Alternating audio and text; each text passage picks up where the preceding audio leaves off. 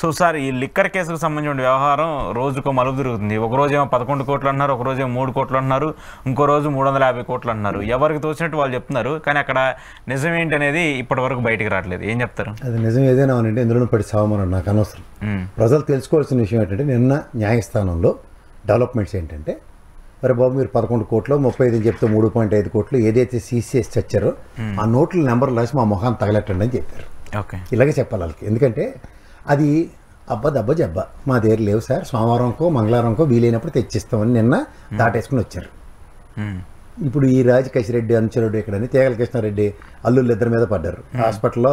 రాజకేశ్వరెడ్డి భార్య డైరెక్టర్ అయిన పాపానికి ఇది నాకు తెలియకూడదు. ఏమైనా పాత తెలుగుదేశం వాళ్ళు లేకపోతే పాత కాంగ్రెస్ వాళ్ళు ఇప్పుడున్న వైఎస్ఆర్సీపీ వాళ్ళు తెలుగుదేశం వాళ్ళు బిజినెస్లు చేయొద్దని రూల్ ఉన్నాయి ఎవరికైనా? రాజ్యాంగంలో రాసింది ఎట్లా బాబు, మీరు ఏమైనా పార్టీలో ఏడిస్తే మీకు సంబంధించిన సత్సంబంధాలు ఆ పార్టీలో ఉంటే ఈ సత్సంబంధాలు బిజినెస్ పట్టినట్లు చేయకూడదని రూల్స్ ఉన్నాయా? అరే నాకు తెలియకూడదు.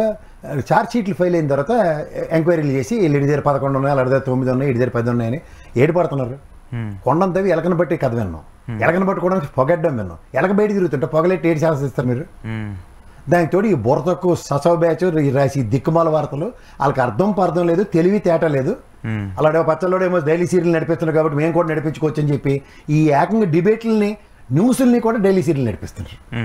వీళ్ళకి పట్టారు కుందేరికి 3 కాళ్ళు అన్నట్టు వీళ్ళ దృష్టిలో లెక్కర్ స్కామ్ జరిగిపోయింది. అంచేత ఎవరు దొరుకుతాడో పేరెట్టిడో మీరు శివరెడ్డి దాలు కొడవడం, వెంకటేశ్వర నాయుడు అన్న పాపానికి రెడ్డి అన్న పాపానికి వీళ్ళిద్దరికి కుదరదా కాబట్టి ముందే ఇన్ఫర్మేషన్ ఇచ్చాడని వీళ్ళు పెట్టగదలుకొని వెళ్తూ ఉంటారు.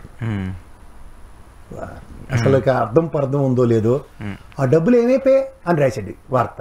మరి ఏటైపోయి ఆర్బీఐ దగ్గర ఉంటాయి, చెక్ చేసుకోవాలి. పాత 2000 నోట్లు ఉన్నాయి దాంట్లోనూ. మరి ఆ 2000 నోట్లు ఎప్పుడు రద్దు చేసిండు మా మోడీ గారు? ఎన్డీఏ కూటమిలో ఉన్నారు కదా, షరతులు వాయించుకుంటారు మీరు. కనీసం అవగాహన ఉండదు, వెనక ముందు చూడరో లేదు. మరి వార్త చదివేసాం కాబట్టి చచ్చిపోతారు అవతల వాళ్ళు, లేకపోతే బతికుంటారు. దీనికి క్రెడెన్షియల్స్ చేయటం అవతల మాట్లాడతారు, బుద్ధి జ్ఞానం కూడా పోయింది. అరే మేము 10 మంది ఉన్నాం కాబట్టి 10 మంది బొమ్మడికి కొట్టేస్తాం సార్, ఏం పర్లేదు ప్రజలకి అర్థమైపోద్ది. మేము చెప్పింది మామూలుగా చెప్తాం సార్. దానికి తోడు ముసలిళ్ళు తీసుకొచ్చి కూర్చోబెడతాం పిల్లికి ఎలక సెక్షన్ లాగా. ముసలిళ్ళు వాళ్ళు ఎవరు అబద్ధాలు చెప్పరు కదా, పెద్దవాళ్ళు అలకేట్ అయిపోయింది, వాళ్ళకేటి చెప్పాలి అన్న వాళ్ళు ఎక్కడ ఉన్నారో ఒకసారి ఆలోచించుకోమనండి. సో ఇక్కడ మీరు 3.5 కోట్లు 35 కోట్లు పట్టుకున్నారు. ఇది ఫస్ట్ సీజ్ చేసిన డబ్బులా లేకపోతే మొత్తం సీజ్ చేసిన డబ్బుల నుంచి పట్టుకున్నారా? ఓవరాల్గా వెళ్ళి 11 కోట్ల లెక్క తేలకుండా కోర్టులో చెప్పండి. దానికి 35కి ఎట్టిన వ్యాపారం 3.5 కోట్లనో లేకపోతే 35 కోట్లనో. మరి వాళ్ళందరూ నిలబడిన వాళ్ళందరూ తెలుగుదేశం వాళ్ళే. పక్కన ఫోటోల్లో ఉన్న మరి ఏంటది ప్రస్తుతం ఎంపీలు కేంద్ర మంత్రులు ఉన్నటువంటి వ్యక్తులు వాళ్ళు. ఈ లక్షకి వ్యాపారం ఎవరైనా పైతిరాతున్నాడు రాజకీయాల్లో? ముసలమ్మకి సొంత కనబడితే చెప్పండి సార్. ఆ మానవుడు కనబడి ఈ తెప్పలగల్లోనే ఏం అసలు చేసివే నెంబర్ 2 దందాలు. ఈ వ్యాపారాలు చేయడానికి వస్తుండ్రు. బిజినెస్ ఫర్టిలిటీ ప్రజాస్వామ్యాన్ని కిల్ చేస్తుంది, తెలుసుకోమనండి. డెఫినెట్గా ఎవరు ఈ రోజు అంటున్నాం కదని అనాలు చెప్తారా?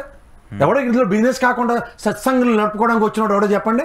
డెఫినెట్గా ఎవరు లేరు, ఏ పార్టీ అయినా అంతే ఉంది కదా. ఓ పక్క కొలికిపూడైన నెత్తినోరు కొట్టుకుని రాత్రి ఎత్తేస్తారు తెలంగాణకి లారీలు ఆ నిలబడి మాట్లాడుతున్నారు. దాని మీద ప్రక్షాళన లేదు, మన రాసి దమ్ము లేదు రాత్రులకి. వీళ్ళేమో లెక్కర్ స్కామ్ వీళ్ళు మొదలెట్టారు. ఈ షార్ షీట్లు చూసి కళ్ళు తిరిగి పడాలి మనం. ఇప్పుడు లా చదువుకున్నాడో లేకపోతే జర్నలిజం చదువుకున్నాడో ఆ పాటు ఫాలో అవుతాడు ఉండరా?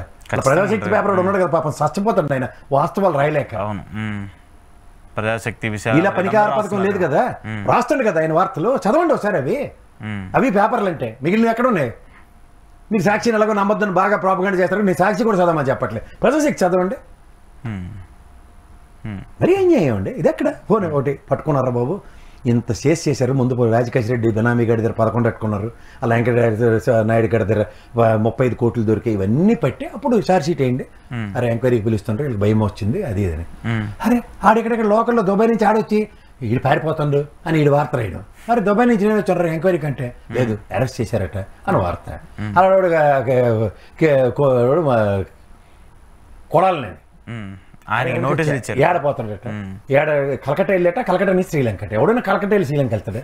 ఈ చెన్నై నుంచి స్పీడ్ బోట్ రామేశ్వరం ఎక్కడికి వెళ్ళి అక్కడి నుంచి వెళ్తారు దగ్గర. శనీశ్వరం బ్యాచ్ కలిగి రామేశ్వరం శనీశ్వరం దిక్కుమాల రాతలు రాసుకుంటూ ఆ చిన్నపిల్లల్ని అమాయకంగా మోసం చేసి వచ్చి మనకేం పర్లేదు సార్, మేము పనికార పథకంకి పనిచేస్తున్నాం అని చెప్పి మోసం చేస్తున్నారు తప్ప 40 సంవత్సరాల పైచీలకు లెగసీ ఉన్న తెలుగుదేశం పార్టీ 4 దశాబ్దాల రాజకీయాల్లో ఇలాంటి దౌర్భాగ్యమైన సిచ్యువేషన్ నేనైతే చూడలేదు. ఇంత చిన్న క్లూలెస్ సిచ్యువేషన్, లాజిక్ లేని సిచ్యువేషన్స్ ఇట్లా డ్రైవ్ చేస్తుందని తెలుగుదేశం నేను కళ్ళ కూడా ఊహించలేదు. ఒకటి మిస్ అవుతుంటే ఇంకోటి యాడ్ అవుతుంది, దానికి అట్రిబ్యూట్ యాడ్ అయినట్టు. మిస్ అయిన దాని మీద డిబేట్ అవ్వకుండా యాడ్ చేసుకుంటూ వెళ్తున్నారు. ఏమవుతుంది? పునాధ్యక్షం లేకుండా మీరు ఎంత వీళ్ళు పేకమేళ కడతారు చూడాలి, అక్కడ దాకా కడతారు. కట్టండి, ఏమవుతుంది లాస్ట్కి? అంటే కింద పడుతుంది. కింద పడిన తర్వాత మీ పరిస్థితి ఆలోచించుకోండి. 11 కోట్లకు సంబంధించి ఏసీబీ కోర్టు వాటిని లెక్క పెట్టి వాటిని సపరేట్గా పెట్టినంటే డైరెక్ట్గా వెళ్ళి ఎస్బీఐ బ్యాంక్లో డిపాజిట్ చేస్తారు. రిసిప్ట్ అడిగితే అబ్బదబ్బ జబ్బా. ఏ డినామినేషన్ ఇచ్చారా బాబు అంటే అబ్బదబ్బ జబ్బా. ఏంది ఇది? రిసిప్ట్లు కూడా ఇవ్వట్లేదా?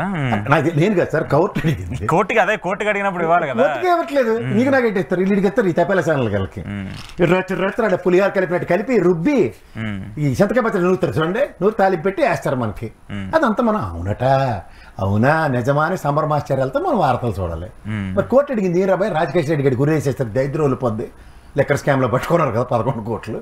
వచ్చా ఏమో ఎఫిడవిట్ల మీద ఎఫిడవిట్లు వేస్తాను, దీనికి నాకు సంబంధం లేదు. దీనికి సంబంధం అది కోర్టు కూడా అయింది, తెలంగాణ దొరికింది, దీనికి ఎట్లా సంబంధం అని అది చేయమంది కదా కోర్టు. దాని మీద ఎంక్వైరీ చేయండి, ఆ సీరియల్ నెంబర్లన్నీ రికార్డ్ చేయండి, ఫోటోలు తీయండి అని చెప్పింది. అవన్నీ బయటకు వస్తాయి. గంగాలలో పోషించారు అలా సినిమాలో లాగా అందరూ నీళ్ళు ఇటు పాలు తీసుకొస్తారంటే అందరూ వాటర్ వేసినట్టు. సార్ అందరూ కల్పిస్తాం సార్, మా అమ్మాయి అయిపోయింది స్వార్థం. సో ఇప్పుడు కోర్టు అడిగినా కూడా అవన్నీ ఆ డబ్బులు. నేను అదే చెప్తున్నాను, నీ దగ్గర ఎవడి విషయం అంటే ఇల్లే విషయం ఇల్లే అయినప్పుడే ఇలాంటి అనవసరమైన చర్చనీయాంశాలు వస్తాయి మార్కెట్లో. దీన్ని మీరు ఒకటి గుర్తుంచుకోండి సార్, బకెట్ బుర్ర తీసి నిలబెట్టారు. మీరు కాదు, ఇవాళ న్యాయస్థానం పరిధిలో ఉండి వాళ్ళు అడుగుతున్నారు. 42 కాకపోతే 45 పేర్లు వేయండి. మిథున్ రెడ్డి రోజుకి ఒక పిల్లలు తిప్పినట్టు తిప్పుతున్నారు. వీళ్ళు ఇవ్వాలా వద్దంటే ఇప్పుడే 11 కోట్లు దొరికాయి సార్, దాని మీద ఎంక్వైరీ చేయాలి. మిథున్ రెడ్డి వేలెట్టాడో కాలెట్టాడో, దీంట్లోంచి ఇలా తీసి ఇలా ఇచ్చాడో, ఎడం చేతి ఇచ్చాడో, అవాలా వచ్చిందో, ఇలాంటి కదలికలు విన్యాసాలు గజకర్ణ గోకర్ణ విద్యలన్నీ ప్రదర్శిస్తుంటారు. కానీ లాయర్ గారు అడిగింది, జడ్జి గారు అడిగింది మాత్రం చచ్చని చెప్పరు. మీకు టైంపాస్ కార్యక్రమంకి ఆ సీరియల్ చూడండి, ముసిల్ అదే వెళ్ళాలని మన అందరికీ